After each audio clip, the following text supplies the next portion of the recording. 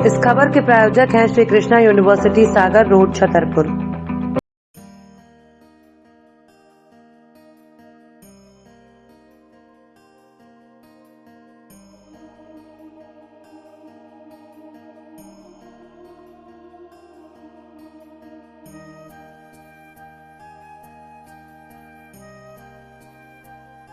नमस्कार, आप सभी का स्वागत है वरदान एक्सप्रेस पर। मैं हूं लोकेश चौरसिया। इस वक्त हमारे साथ मौजूद हैं बागेश्वर धाम के पीठाधीश्वर पंडित धीरेंद्र कृष्ण शास्त्री और उनसे बात करेंगे कि जो 13 से और 19 तारीख तक विशाल कार्यक्रम धाम में होने वाला है उसकी क्या रूपरेखा बनी है और किस तरीके का कार्यक्रम है और उसमें क्या क्या शामिल है और आने वाले अतिथि कौन होंगे वो भी जानने की कोशिश करेंगे। गुरुजी, आपका स्वागत है वरदान एक्सप्रेस पर। धन्यवाद, आपकी संपूर्ण मीडिया जगत को बहुत बहुत साधुवाद। सबसे पहले यही सवाल है कि 13 से 19 तारीख तक फरवरी में जो कार्यक्रम होने वाला है वो कितना विशाल होगा और क्या कार्यक्रम है? 13 फरवरी से 19 फरवरी तक एक सामूहिक चतुर्थ कन्या विवाह महोत्सव जिसमें 9 कुंडी यज्ञ है। 15 फरवरी से 19 फरवरी तक भारत के एक अद्भुत संत श्रीमद जगतगुरु द्वाराचार्य पूज्यपाद अनंत विभूषित श्री मलुक पीठाधीश्वर जगतगुरु राजेंद्र दास जी महाराज जी कथा करेंगे। यहाँ पर श्री हनुमंत कथा का चरित्र होगा, जिसमें 18 फरवरी को ऐसी बेटियाँ जिनके माता पिता व परिवारजन नहीं है, आर्थिक परेशान है, ऐसी बेटियों का 121 बेटियों का भारत का पहला तीर्थ है जहाँ की दान पेटी से गरीब बेटियों का विवाह सामाजिक संरचना के लिए कार्य करवाया जाता है। गरीब बेटियों का विवाह करवाया जाएगा। बताया जा रहा है कोई कवि सम्मेलन का भी आयोजन है। इसके अलावा आने वाले को कवि सम्मेलन है। 18 फरवरी को कन्या विवाह के साथ रात्रि में चित्र विचित्र जी महाराज की भजन संध्या है। पंडित श्री मनोज तिवारी जी की भजन संध्या है, वो हमारे प्रिय धाम के प्रिय भी हैं। और भी बीच में 9 कुंडीय यज्ञ भी है, वृंदावन से आई हुई दिव्य रासलीला भी है, संतों का समागम भी है।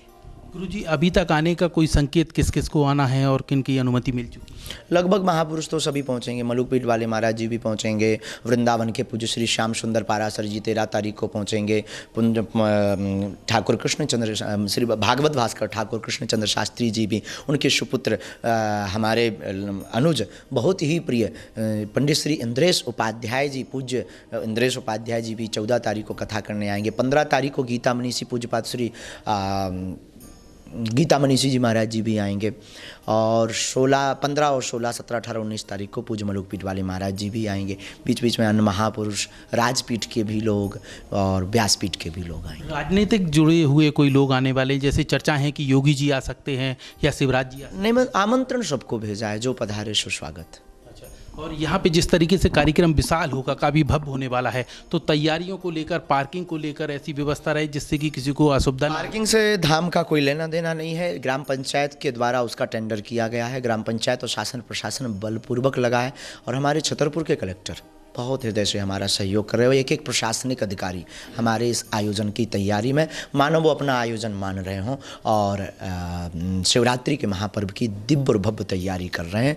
तो सब ने अपनी व्यवस्था कर रखी। पुलिस महोदय भी बहुत प्रिय, जो एसपी पुलिस अधीक्षक महोदय, वो भी बहुत बड़ी व्यवस्था कर रहे हैं। सब व्यवस्थाओं अनुरूप से आने वाले लोगों को कोई असुविधा ना हो, भक्तों को असुविधा ना हो, एक एक चीज़ पर बारीकी से व्यवस्था की जा रही, मीटिंग की जा रही। काफ़ी दूर दराज से लोग आने वाले हैं, तो उनके लिए क्या मैसेज देना चाहेंगे? रुकने की व्यवस्था या फिर उन्हें किसी प्रकार की असुविधा ना हो? रुकने की व्यवस्था यहाँ पर जो होम स्टे हैं वो भी है, आसपास के होटल्स भी हैं।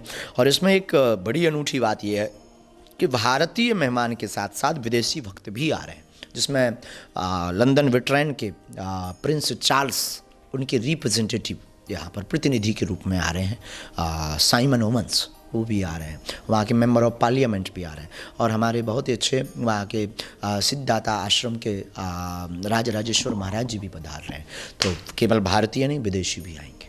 यहाँ पे भंडारे की व्यवस्था है, तो क्या वो उस कार्यक्रम के दौरान भी लगातार चलता रहेगा? वैसे तो प्रतिदिन निःशुल्क भंडारा है धाम पर ही। फिर आयोजन में तो स्वाभाविक रूप से सुबह प्रातः काल में सुदामा प्रसाद होगा, सुदामा भोग होगा और रात्रि को मोहन भोग होगा।